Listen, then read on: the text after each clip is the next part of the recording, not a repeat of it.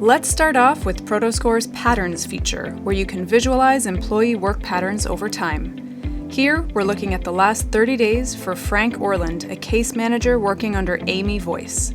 We see his most and least productive weekdays and how his productivity differs throughout the week, which can help make decisions about work schedules. On the right side are all the cloud-based tools Frank uses, including Litify, where you can visualize his utilization and adoption. With Litify modules specifically, you see Frank's activity creation is up over the 30-day period, along with negotiations, notes, and roles. The value of this data comes in understanding adoption and effectiveness. Consider implementing a new CMS like Litify and how important it is to gauge utilization and training gaps across the team. The same goes for other cloud tools like your Office suite, phone system, chat tools, and more. All of that activity is aggregated to create Frank's Prodoscore, making it really simple to understand trends over time as well as best practices. Frank's an exemplary employee. Let's compare him to two other case managers to identify where there may be opportunities for them to improve.